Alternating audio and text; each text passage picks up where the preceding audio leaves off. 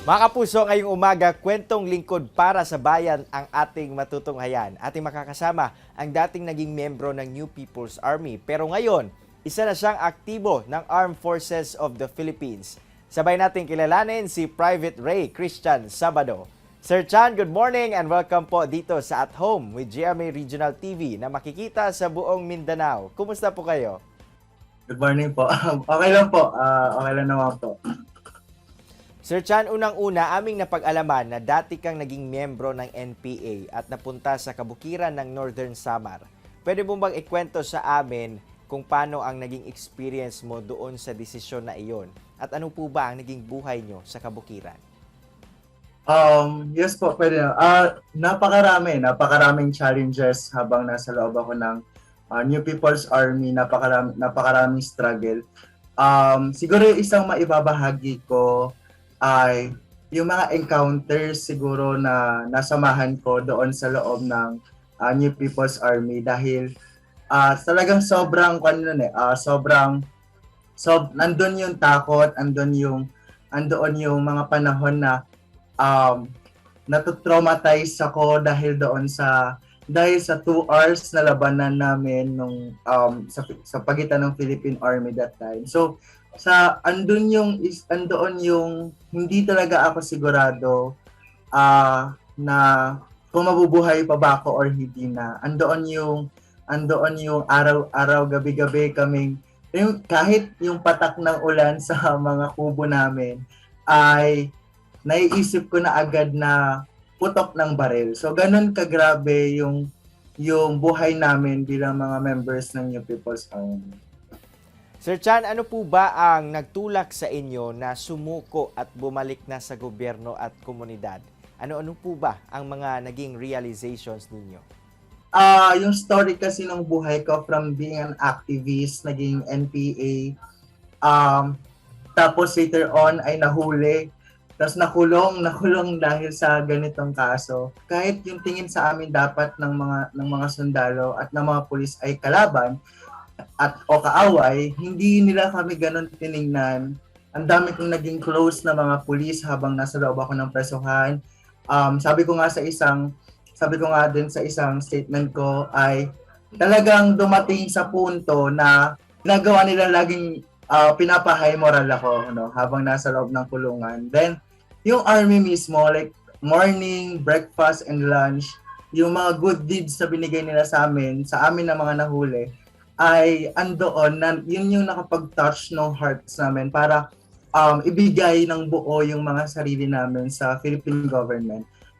Na doon unti-unti na sabi namin na mali naman yung tinuro sa amin ng mga kasama at nangyari ay kabaligtaran. Kumbaga, trinato kami ng maayos, binigyan kami ng pagkain, binigyan kami ng shelter, ng clothes na kailangan namin, and toiletries. So, kahit anong kailangan namin sa loob ng kulungan, yun yung ibinibigay sa amin.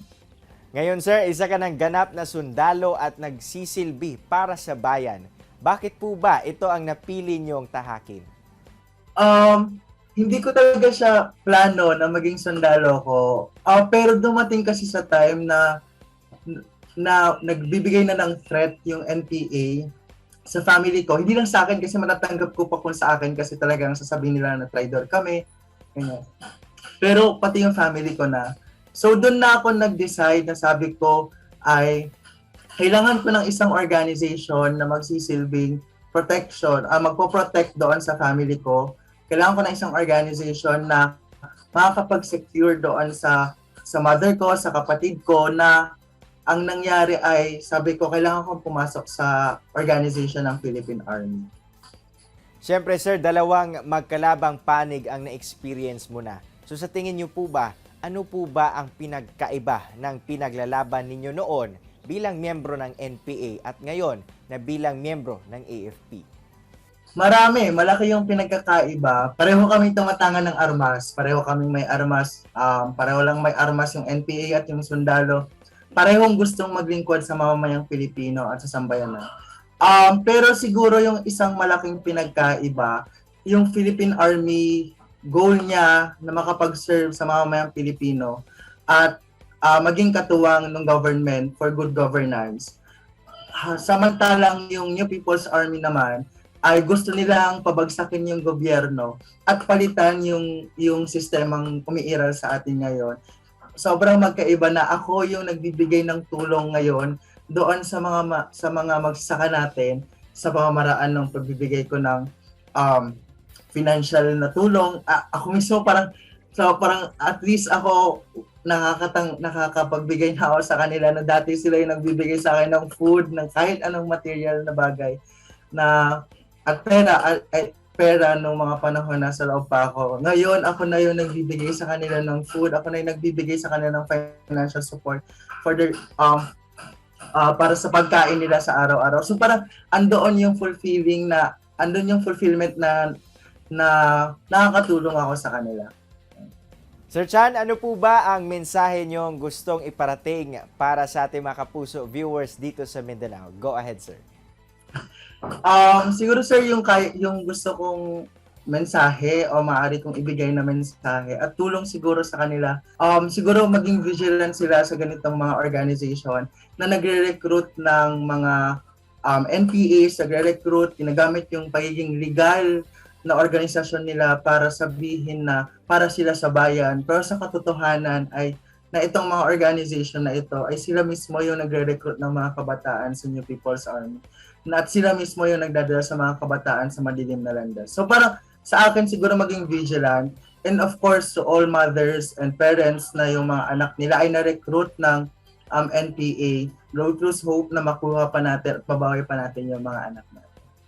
Maraming salamat, Private Ray Christian Sabado, sa oras na yung ibinigay dito sa At Home with GMA Regional TV. More power po at patuloy sa paglilingkod sa ating bayan. Ingat palagi. Thank you po. Kini ang At Home with GMA Regional TV.